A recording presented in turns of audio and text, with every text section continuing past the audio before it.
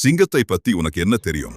அது காட்டின் ராஜா, அது வேட்டையாடும், கர்ஜிக்கும், அவ்வளவுதானே. ஆனா உண்மையிலேயே ஒரு சிங்கம் ராஜாவா நீடிக்கிறதுக்கு காரணம் அதோட வேட்டை கிடையாது, அதோட டெரிட்டரி மேனேஜ்மெண்ட். தன் எல்லையை அது எப்படி நிர்வகிக்குதுங்கிறது தான் அந்த சிங்கத்தோட உண்மையான பலம். இன்னைக்கு நான் உன்கிட்ட கேட்க போற கேள்வி ரொம்ப சிம்பிள். நீ கஷ்டப்பட்டு உழைக்கிறியே, அந்த பணம் உன் கட்டுப்பாட்டுல இருக்கா? இல்ல அது எப்ப வேணா உன்னை விட்டுட்டு ஓடிடுங்கிற பயத்துல நீ இருக்கியா? நிறைய பேர் வாழ்க்கையில ஓடி ஓடி சம்பாதிக்கிறாங்க, ஆனா அவங்க கிட்ட ஒரு சாம்ராஜ்யம் கிடையாது. ஏன்னா அவங்க ஒரு இடத்துல நிக்காத நாடோடிகள் மாதிரி. இன்னைக்கு ஒரு பக்கம் லாபம் கிடைச்சா அங்க ஓடுவ, நாளைக்கு வேற ஒருத்தன் சொன்னான்னு இன்னொரு பக்கம் ஓடுவ. ஆனா ஒரு வாரியர் தன் எல்லையை தீர்மானிச்சு அதை சுத்தி கோட்டை கட்டுவான். உன் சொத்துக்களை நீ எப்படி பிரிக்கணும், எப்படி தலைமுறை தாண்டி அதை நிலைநாட்டணுங்கிற ரகசியத்தை தான் இன்னைக்கு நான் உனக்கு சொல்லிக் கொடுக்க போறேன். உன் குடும்பத்தோட எதிர்காலத்தை ஒரு சிங்கத்தோட ராஜ்யமா மாத்த நீ தயாரா? தயார்னா இந்த கதையை நல்லா கவனி. நம்ம ஊர்ல ஒரு பழமொழி உண்டு, எல்லா முட்டையையும் ஒரே கூடையில வைக்காதேன்னு. இதை கேட்கறதுக்கு ரொம்ப சிம்பிளா இருக்கும், ஆனா இதை சரியா செய்யாததால தான் எத்தனையோ கோடீஸ்வர குடும்பங்கள் இன்னைக்கு அடையாளம் இல்லாம போயிருக்காங்க. உனக்கு ஒரு உண்மை தெரியுமா? சிங்கம் தன் எல்லையில ஒரே ஒரு நீர்நிலையை மட்டும் நம்பி இருக்காது. ஏன்னா கோடிக்காலம் வந்தா அந்த ஏரி காஞ்சு போயிடும்னு அதுக்கு தெரியும். அதனால அதுக்கு எப்பவுமே மாற்று வழிகள் தெரியும். அதே மாதிரிதான் உன் முதலீடும்.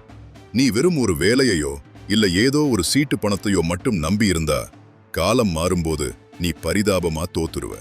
இப்போ உன் கையில இருக்கிற பணத்தை பாரு, அதுல ஒரு பக்கம் அடி விழுந்தா உன் மொத்த வாழ்க்கையும் ஆடி போயிடுமா? சரி, இதுக்கு ஒரு வரலாற்று உதாரணம் சொல்றேன். 18வது நூற்றாண்டுல வாழ்ந்த மேயர் ஆம்ஷல் ரோத்சைல்ட் பத்தி நீ கேள்விப்பட்டிருக்கியா? உலகத்தோட மிகப்பெரிய நிதி சாம்ராஜ்யத்தை உருவாக்கினவர் அவர். அவர் செஞ்ச ஒரு விஷயம் இன்னைக்கு வரைக்கும் உலக பணக்காரர்களுக்கு ஒரு பாடம். அவருக்கு 5 மகன்கள் இருந்தாங்க. 5 பேரையும் ஐரோப்பாவோட 5 முக்கியமான நகரங்களுக்கு அனுப்பி வச்சாரு. லண்டன், பாரிஸ், பிராங்க்பர்ட், வியன்னா, நேபிள்ஸ்னு 5 பக்கமும் தன் ஆதிக்கத்தை செலுத்தினாரு. இதுதான் உண்மையான ஸ்ட்ராட்டஜிக் ஆசெட் அலோகேஷன்.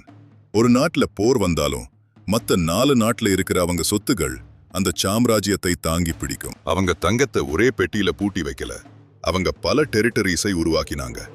இதனாலதான் பல நூற்றாண்டுகள் தாண்டியும் அவங்க குடும்பம் இன்னும் உலகத்தையே ஆட்டுவிக்குது. உனக்கு அந்த அளவுக்கு 5 மகன்கள் இல்லாம இருக்கலாம், ஆனா உன்கிட்ட 5 விதமான சொத்துக்கள் இருக்கா? இல்ல இன்னும் பார்க்கலாம் பண்ணலாம்னு தள்ளி போட்டுட்டு இருக்கியா? நீ தள்ளி போடுற ஒவ்வொரு நிமிஷமும் உன் எல்லையை இன்னொருவன் ஆக்கிரமிக்க பார்க்கிறான். இப்போ அந்த சிங்கத்தோட எல்லைக்கு திரும்புவோம். ஒரு சிங்கத்துக்கு முதல்ல தேவையானது ஹண்டிங் கிரவுண்ட், அதாவது வேட்டைக்காடு. இங்கதான் அதுக்கு தேவையான இறைச்சி கிடைக்குது. உன் பொருளாதார எல்லையில் ஸ்டாக்ஸ் அல்லது பிசினஸ் தான் உன்னோட வேட்டைக்காடு.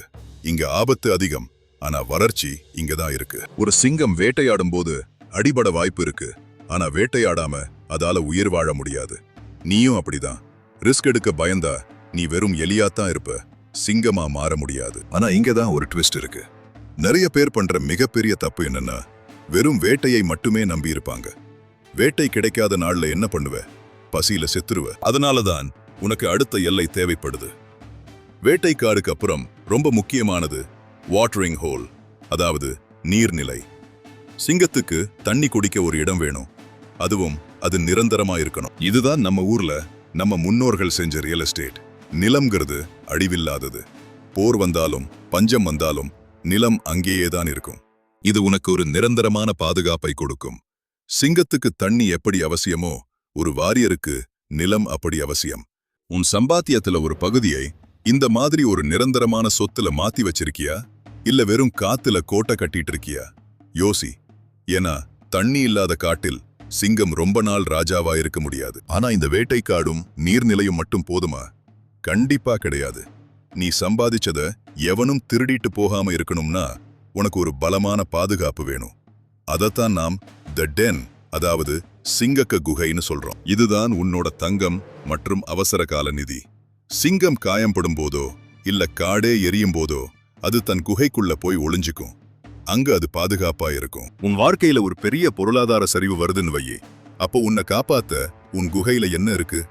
தங்கம்ங்கிறது வெறும் நகை கிடையாது, அது நெருக்கடி நேரத்துல உன்னை காப்பாத்துற கவசம். இதை புரிஞ்சுக்காம நீ வெறும் ஆடம்பரத்துக்காக செலவு செஞ்சா நீ ஒரு பலவீனமான ராஜான்னு அர்த்தம். இப்போ உன்கிட்ட ஒரு கேள்வி கேட்கிற. உன் எல்லைக்குள்ள வேட்டைக்காடு, நீர்நிலை குகை, இந்த மூணும் சரியான அளவில் இருக்கா இல்ல ஏதாவது ஒண்ணு மட்டும் அதிகமா இருக்கா? சிங்கம் தன் எல்லையை சமநிலையா வச்சிருக்கும்.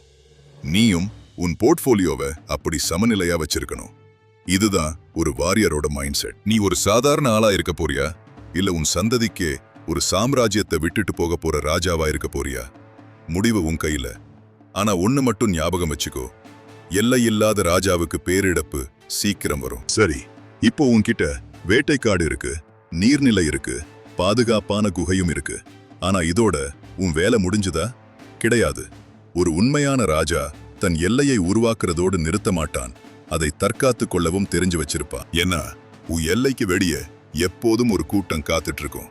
அதுதான் த ஹைனா ஃபேக்டர், அதாவது கழுதை புலிகளின் அச்சுறுத்தல்.